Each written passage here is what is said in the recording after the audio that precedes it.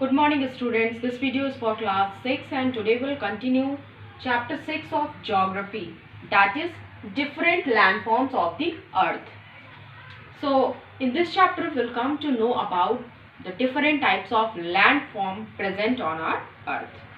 As we know students that the surface of landform on our earth is not same everywhere, means हमारे पृथ्वी के ऊपर जो सतह है, जो लैंड है, ज़मीन है, वो हर जगह एक जैसी नहीं है. The surface of the land on the earth is very high at some of the places and flat and low at the other places. तो कहीं कहीं पे ज़मीन बहुत ज़्यादा हाई है, कहीं पे फ्लैट और कहीं पे बहुत ही लो है. So in this chapter we'll come to know about these different types of landforms. So students, these variations in the lands, these differences in the lands are called landforms. ये जो variations होते हैं, कहीं कहीं पे ऊंची, कहीं पे नीची, कहीं पे फ्लैट समतल ज़मीन, तो यही क्या कहलाते हैं? landforms. There are various characteristics of these landforms. First, that these are the physical features of the landforms. Means ये ऊपर से जो ऊंची दिख रही ज़मीन, नीचे दिख रही है, समतल दिख रही है, ये फिजिकल फीचर्स होते हैं. There is no chemical process. They make the shape of the land and it can be different in shape and size. Students, there are infinite varieties of landforms on earth such as mountains, valleys, plateaus, glaciers, hills, plains, desert, etc. So there are infinite varieties of landforms. बहुत अलग अलग तरह के landforms हमारे अर्थ पे मौजूद हैं, जैसे कि कहीं पे माउंटेन्स, तो valleys, plateaus, glaciers, hills, plains, desert, etcetera. So these are all the types of land present on our earth and these landforms are a result of two processes. और ये जो लैंडफॉर्म्स हैं कि कहीं पे पहाड़ हैं, कहीं पे प्लेन्स हैं, कहीं पे प्लेट्यूज हैं, कहीं पे वैलीज हैं, तो कहीं पे डेजर्ट्स हैं. ऐसा क्यों है? दो प्रोसेसेस की वजह से, which are carried out by running water, ice and wind. The first process is known as weathering and the next one is known as erosion. तो यहाँ पे आपको वेदरिंग को ही बता रखा है. So here weathering is given as the wearing away process.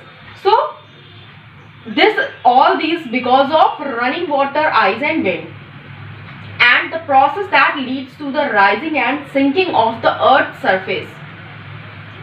वो process जिसमें अर्थ की जो सतह है वो राइज या सिंक होती रहती है, the process is known as internal process. This I have explained you in our online live classes also. तो लाइव क्लास में मैंने इसको डिटेल में एक्सप्लेन भी किया है. And it is due to the continuous movement within the earth and the process that leads to the rebuilding of the land surface is called external process. And the process that leads to the rebuilding of the, जहाँ पे जमीन फिर से बनती है, फिर से उसका बनना शुरू होता है, that is known as external process. And we all know that the internal process takes place because of the continuous movement of the lithospheric plates. The land on which we are standing,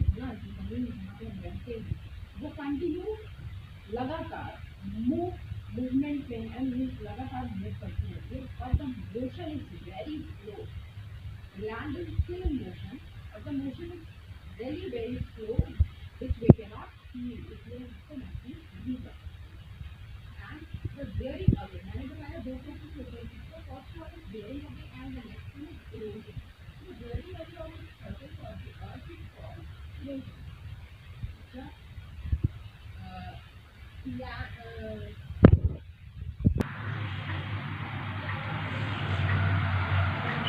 So the wearing away of the surface of the earth is called erosion. Because of the running water, ice and winds, the rocks are eroded and then carried away by water, wind or ice, and this process is known as erosion. इसी process को हम क्या कहते हैं? Erosion. It results in the lowering of the surface. And the third one process is the deposition.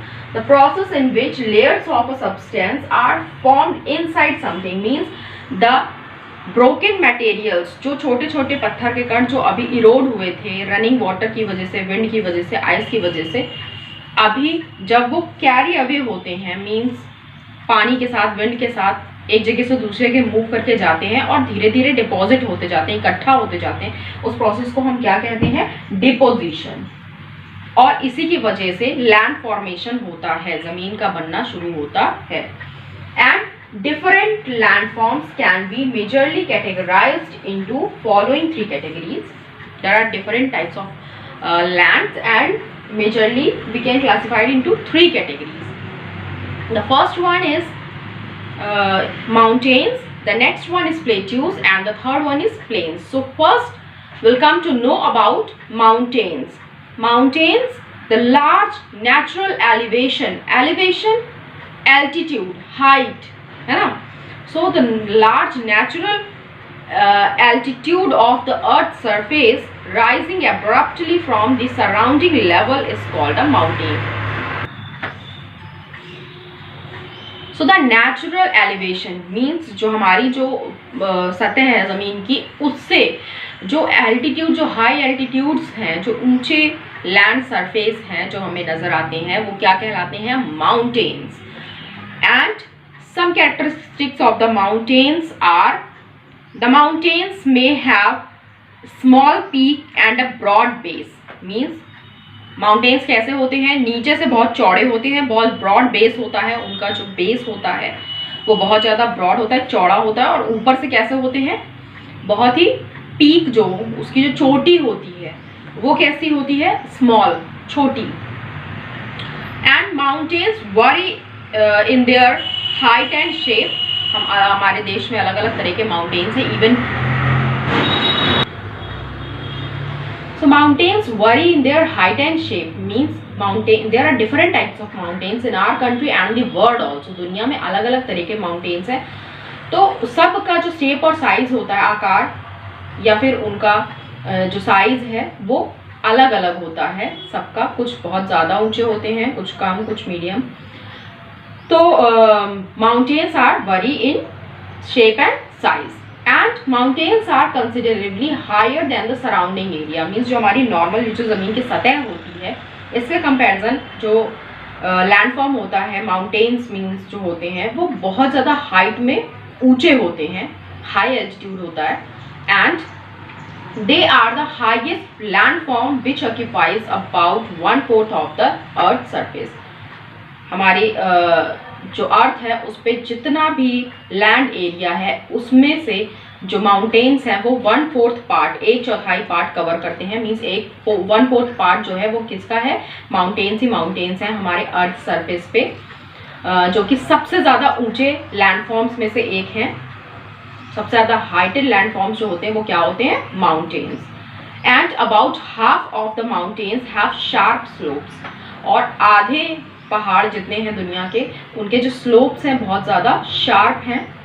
And some mountains are under the seas which are not visible to us. और कुछ mountains क्या है? इतने बड़े बड़े, क्योंकि अब आपको पता होगा हमारे यहाँ जो वाटर पार्ट है अर्थ सरफेस पे वो बहुत ज़्यादा है. मीन्स पृथ्वी पे, हमारे प्लैनेट पे वाटर पार्ट बहुत ज़्यादा है. सीज, ओशियंस, बहुत बड़े बड़े महासागर हैं, और इन महासागरों के अंदर भी बहुत सारे पहाड़ हैं जो हम नहीं देख पाते हैं.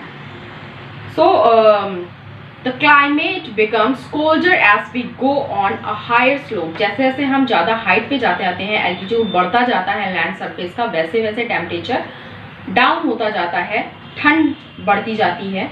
So the temperatures are cold on the mountain areas.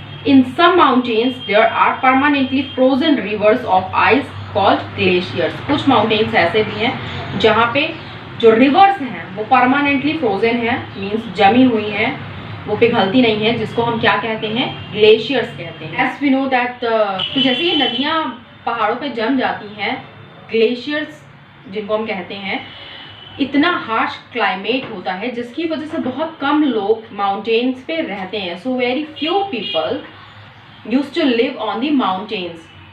So the first reason is because of harsh climate, क्योंकि वहाँ का जो क्लाइमेट होता है बहुत ज़्यादा टफ होता है, बहुत ज़्यादा कोल्ड होती है, जिसकी वजह से वहाँ पे रहने में बहुत ज़्यादा कठिनाई होती है।